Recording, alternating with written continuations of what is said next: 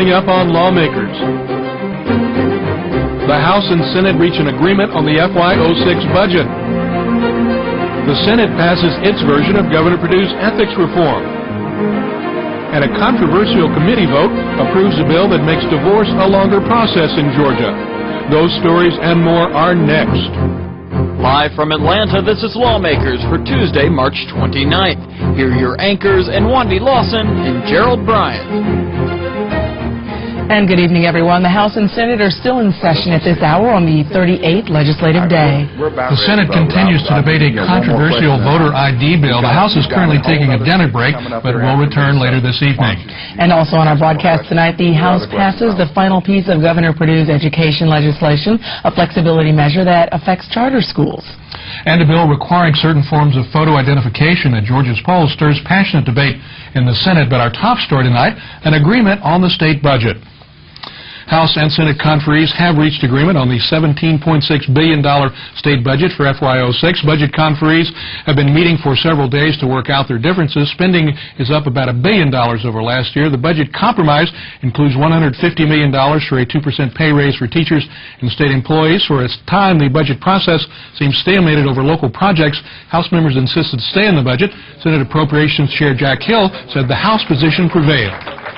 In the end, the House prevailed in their local projects, but I think out of that we have a promise of a new approach. And of course the Senate had initiated several reservoirs of funds for local assistance, including the Local Development Fund, a fund for libraries, a fund for small water and sewer improvements, fund for airports, fund for fire departments and law enforcement, little possible money that a community can apply for during the year.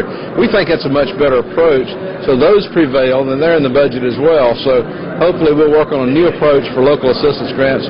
But my hope is that they don't reappear as they were this year. And Appropriations Chairman Hill called the FY06 budget one that provides assistance for families, health care needs, and the needs of children. We raised the per diem rate for foster families. We raised some new funds for out-of-home care, for the levels of care for special needs children. A number of new initiatives that affect children. We improved, we think, the peach care process for premium payment to give families a little more leeway, a little more grace period, a little more period to pay, and then a grace period if they happen to miss it 1 month. So we think that, we've improved that. It's a good budget for senior citizens, restored some funding to nursing homes. We've increased funds for the long-term care ombudsman program. It's a good budget for hospitals around the state. We restored some $20 million in cuts for hospitals. The House and Senate are expected to vote on and pass the budget later this evening, possibly clearing the way to adjourn the session on Thursday, one day early. Well, Governor Perdue's ethics reform bill passed the Senate today with several changes from the original version. David Zelski joins us live from the Capitol with more on House Bill 48. David. Well, Wandy, after the Senate voted to engross, they passed the bill 52-0, but some Democrats felt engrossing a bill on ethics reform, not allowing any changes, was not the right thing to do. We don't get to amend, give our opinions in committee. We don't get to give our opinions on the floor, and then we've got 5 minutes to fuss about it in the morning. There's no reason for our party to be here. In many respects, I think it's gone farther than some of the governor's suggestions to begin with. We've added numbers of things to this bill that weren't in the original bill, that haven't been in any ethics bill.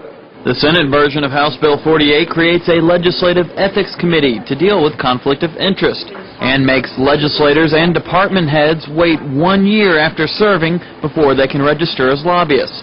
Some Democrats believe these parts needed fixing. Here we go again. You got it back again. You'll vote it up again one more time. Here you go again with a losing proposition for the public. Should the anti-revolving door provision apply to the governor's executive suite? You betcha. And should the prohibition on appointments apply to councils, commissions, and authorities, the real plums? You bet ya. Every senator in this body could write what they believe is an ethics bill, which is why we don't have an ethics law. And it's why we came down here today with a good, strong bill where there was cooperation from the citizens group, there was cooperation from the minority party, and now it's time to go over there and face what, frankly, is going to be an uphill battle with the House to pass anything close to what we're proposing to pass today. Now, House Bill 48 then went back to the full House where they voted to disagree with the Senate changes. So the bill now goes to a conference committee where the House and Senate appointees hash out the differences. And there they could also take into consideration some of the Democratic amendments if they choose. Reporting live, I'm David Zelski for Lawmakers. Thanks so much, David.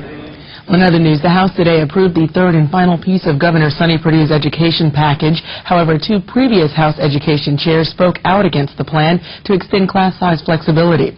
Representative Jeanette Jameson said local school districts have been given hundreds of millions of dollars over the past 5 years to reduce class sizes. But the current House education chair said this money has been offset by cuts. First, Representative Jeanette Jameson. I say this to you to remind you that the dollars have been there the 4-year period for implementing smaller classroom sizes began in 2001. There is no reason for any school system to continue to have large classroom sizes, never mind any excuse for us to continue to agree to those classroom sizes. We're making a policy decision today if we in fact reduce the years that this phasing in of the class sizes from 4 to 12 occurs, we kick it back to 2007, we're going to leave tens of thousands of children behind. No member of the Education Committee, I want you to hear this right now, not one member of the Education Committee disagrees with wanting lower class sizes. We all want it. And that is a goal we want to achieve. But ladies and gentlemen, we are not ready yet. We need to give the schools a 2-year delay enforcing this class size reduction through the 12th grade. Remember, we've done it K through 3. It's there. We're only delaying 4 through 12. The House Education Committee amended Senate Bill 35 to create cluster groupings of charter schools, a measure supported by Dunwoody Representative Fran Millar and others who support charter schools, but frowned on by many black legislators. This is a good bill, folks. It's not perfect. We've made a lot of progress. We'll continue to make progress. Just remember, if you vote no for politics, those of you I hear from about local control and school boards, other than this lady here, they've all said vote yes. And I urge your favorable consideration. I yield the well, Mr. Speaker. This bill is about DeKalb County and what's good for North DeKalb County. Well, this is still the state of Georgia. It is not the state of DeKalb. We have not heard from systems all across the state of Georgia, and what you are hearing is what DeKalb County wants. They want us exclusive arrangements for the citizens of North DeKalb to have charter schools and make sure that their students continue to go within a cluster of schools. The House passed Senate Bill 35, 129 to 38. The charter school provisions now require Senate approval. Governor Sonny Perdue has signed a bill giving state teachers a tax deduction on their state income tax when they spend their own money for school supplies. The signing ceremony took place yesterday. Thank you, teachers.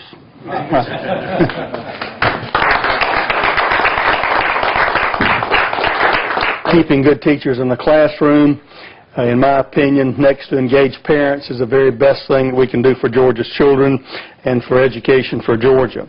One measure of the dedication that Georgia teachers bring to their job is the fact that each year we know many teachers at the start of school and throughout the school dig into their pockets and their purses to pay for school supplies for children.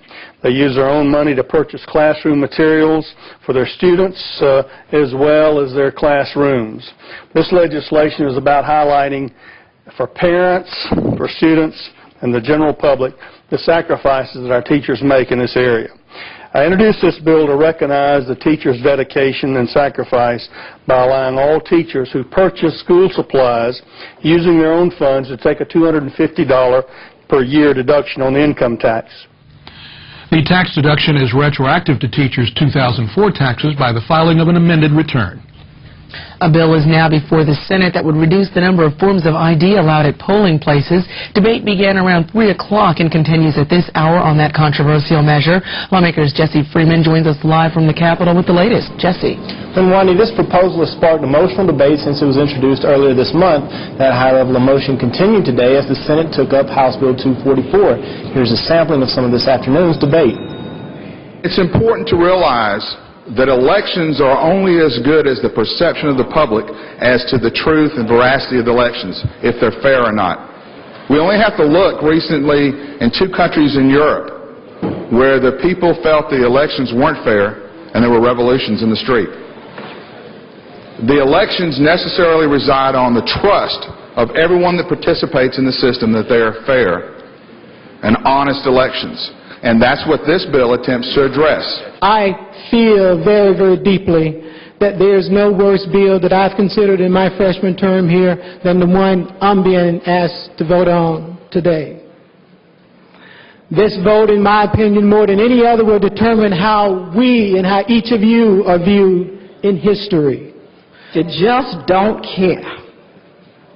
You just don't care about the people who had to die for a right to vote. I do believe that this bill has fractured this body. I do believe that this bill has fractured the Georgia House. And I do believe that this bill is a disaster for race relations in the state of Georgia.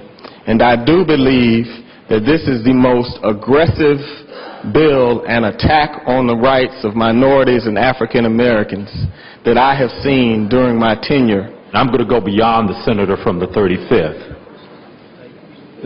This is the most regressive civil rights legislation in more than 100 years in Georgia. Now, it's important to mention that the photo ID part of this bill is just one section. The bill began as a housekeeping bill from the Secretary of State's office, so there are other parts that would affect that department. Now, since then, Secretary Cox has spoken out against the changes to the bill. Now, the Senate is considering amendments to the bill right now. There are 21 amendments proposed, and I think they're voting on the 5th amendment. We'll keep you posted as debate continues on House Bill 244. Reporting live, I'm Jesse Freeman for Lawmakers. Thanks so much, Jesse.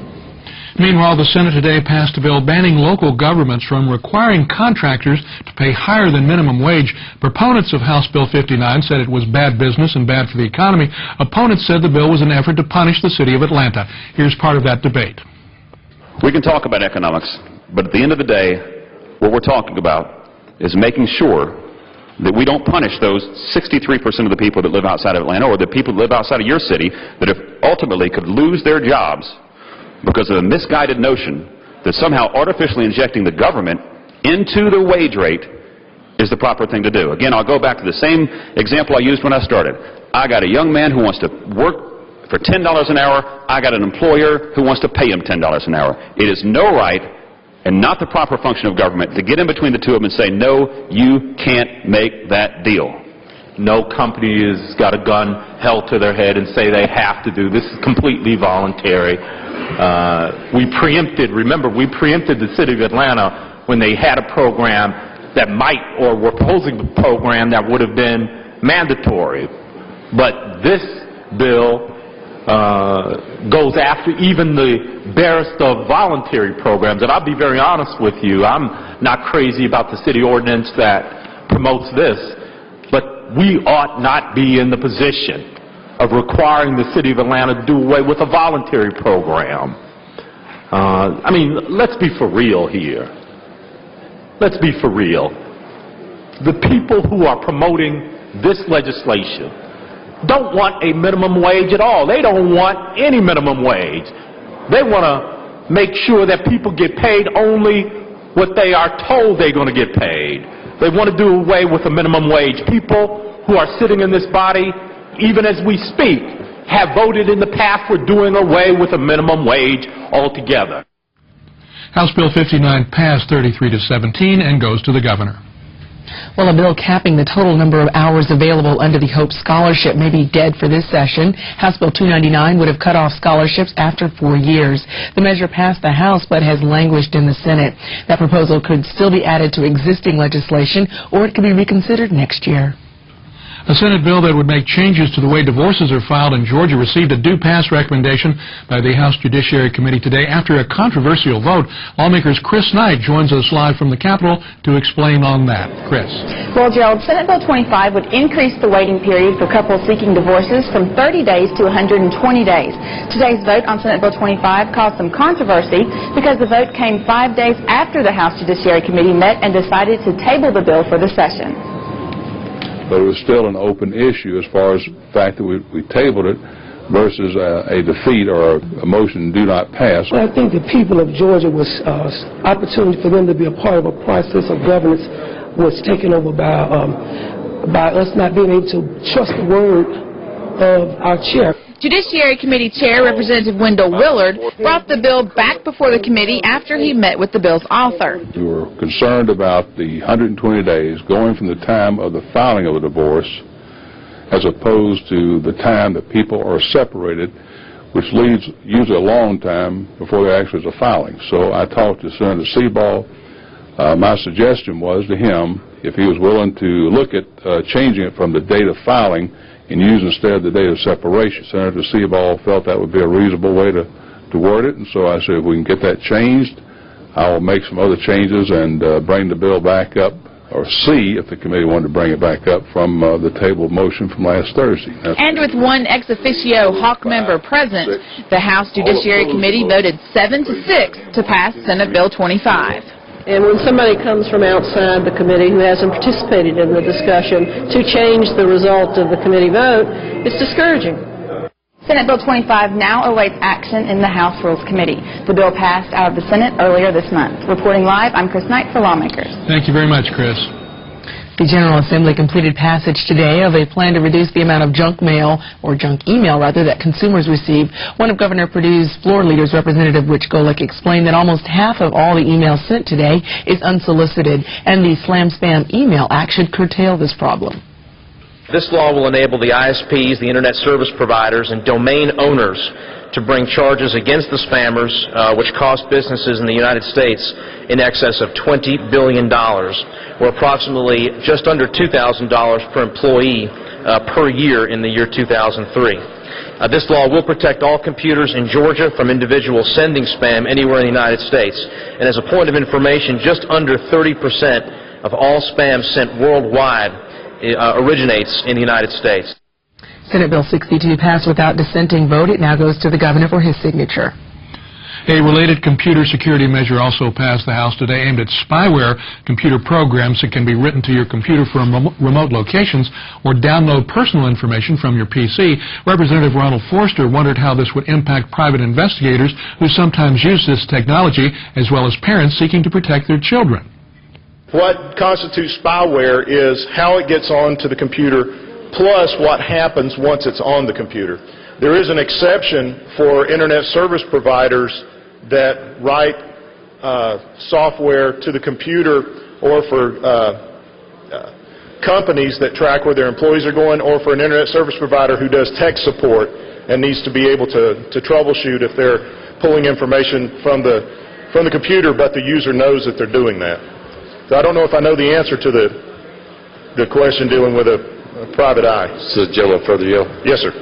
One other question. If a parent puts such spyware software on a child's computer, then would that cause the parent any harm if the... No, sir, because I believe that the parent would actually own that computer, and so it would be that under the household of the parent that they would be putting this type of software on there. I don't believe that would fall under this. The Computer Security Act of 2005 passed 144-0. It goes to the governor's office for his signature. Another portion of Governor Perdue's consumer legislation cleared the House today. The Wireless Privacy Act is intended to curtail unsolicited telemarketing to cell phone users. If a wireless company decides that in the state of Georgia that they want to produce a wireless directory, you have to opt in to this directory in order for your number to be published. It's not an opt-out, it's an opt-in. And I know that you and I, back over the years, especially before the do not call list, got tired of sitting around the house getting hassled and harassed about all the unsolicited phone calls. If you don't want that to start happening on your telephone, you need to pass this piece of, or on your cellular phone, you need to pass this piece of legislation. Senate Bill 46 passed 139-0 and now goes to Governor Perdue for his signature. A consumer protection bill that fights against identity theft is one step closer to becoming law. Today, the House passed Senate Bill 230 by a vote of 151-0. The legislation would require companies to inform consumers when their personal information was compromised by a breach of security. The bill comes in light of the Choice Point scandal from earlier this year. The scandal involved a fraud ring gaining access to personal records of 145,000 consumers from computer databases maintained by the Alpharetta-based company. Currently, California is the only state that requires a company to report such a security breach to the public. Well, the House today agreed to allow small businesses to provide scaled-down health insurance. Representative John Lunsford explained Senate Bill 174. Currently in Georgia, we have 1.4 million uninsured Georgians right now, and the vast majority of them work for small businesses that can't afford to offer health care premiums or health care coverage. The growing number of uninsured is getting worse because many people in Georgia have become self-employed since the recession and have started their own businesses. Small businesses can't afford to underwrite their own insurance policies, so they can only buy expensive policies loaded with mandates, many of which we don't even need or they don't need. But most important in this legislation, I want you to understand that nothing is being taken away from anyone. Unsuccessful attempts were made to amend the bill to require insurance companies to report the coverage to the state. Several representatives, including Sharon Cooper, objected to the limited insurance coverage. Is it also not true that it's a whole lot cheaper to pay for a woman to have a mammogram than it is to pay for her to have a mastectomy? Yes, ma'am, it sure is, but I'd like to come back with you. It's a whole lot more expensive if you haven't got any insurance. And you and I will pay for that in most of the cases, the people that don't have it, because they can't afford it. Well, to the gentleman in the well.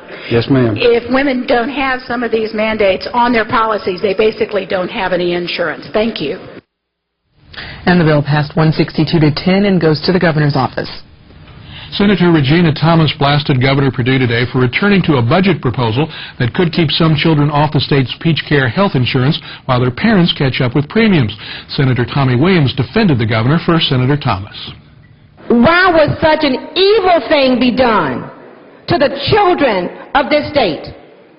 Why would a man who professes to love the children, who said that he cared about the children, who want the children to succeed, why would a man like that continue a 90-day lockout policy for health care for our children? That is evil. I don't think anybody in this chamber, or the governor's office, lieutenant governor's office, should be considered evil just because they have a different policy. And I don't know how many governors in this country have taken in biracial children in their own home as foster parents and then said about that person that they didn't care about children. I mean, this is not what you see governors across this country doing. I take great exception to that, but I want to talk to you a little bit about the Peach Care program. Peach Care in Georgia, we insure kids up to 235% of the poverty level. That's right at $42,000 per year per household. Senator Williams also noted several steps were being taken to provide for the speedy reinstatement of Peach Care recipients. Well, this good news. Georgians are on the verge of being able to attend movies and fire guns legally on Sundays. The House today completed passage of several of the repeal measures approved by the Senate during the special Saturday session several weeks ago. There used to be a law in the books that said you had to have a permit to be able to go to the movies or to go to athletic contests on Sunday. And all this does is repeal that law, and I'd ask your favorable consideration. Senate Bill 259 is another one of our Saturday repeal bills that repeals the provision that makes it unlawful for a person to willfully or wantonly fire or discharge a firearm on Sunday. And I appreciate your favorable consideration. Senate Bill 287 allowing weekend movie attendance passed 151 to 8, and Senate Bill 259, the firearms measure, passed 161 to 2. Both now require the governor's signature. Well, Senator John Bullock brought a friend to the well as he spoke today on behalf of a bill of great interest to his guest. Scooby-Doo is a good example of a good dog. Scooby-Doo has been neutered. You know, in the state of Georgia, and it's very funny and good comedy to laugh about some things, but it's a serious situation when we have an overpopulation of unwanted pets. The number of dogs and cats that we have that are strays in this state today, we need to try to do everything that we can to put controls in place to keep from having to humanize so many unwanted animals every year. Spay and neutering is one way that we can do it, but it's expensive. HB 452 is a bill that would allow you as a Georgia taxpayer on your Georgia state income tax return, if you're due a refund, to check to have a minimum of $1 or the complete, the complete refund to go to spaying and neutering dogs and cats. Chair recognizes Senator 28. Thank you, Mr. President. Parliamentary inquiry. States your inquiry. May I ask the chair to rule on which of the two characters in the well was the cartoon character, please?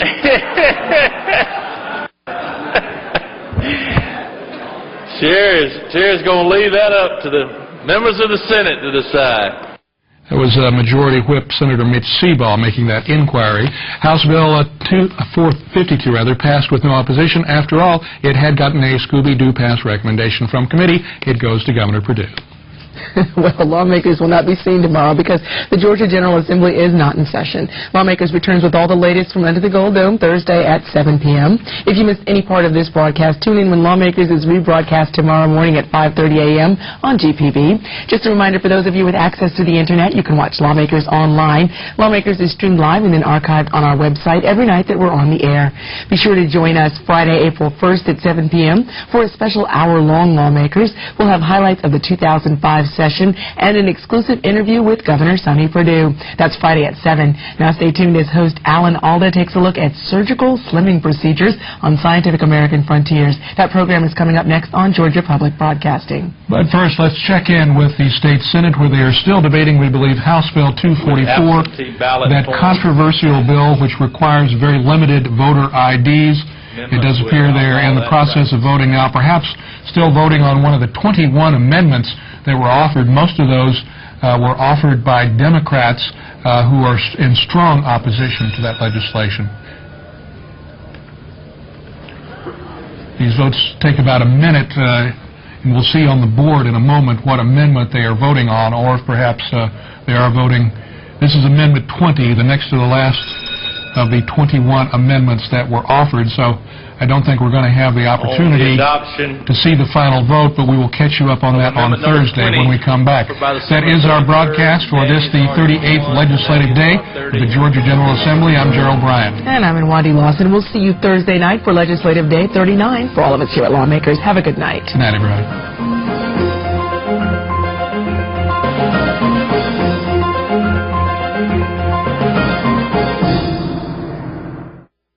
This has been a production of Georgia Public Broadcasting.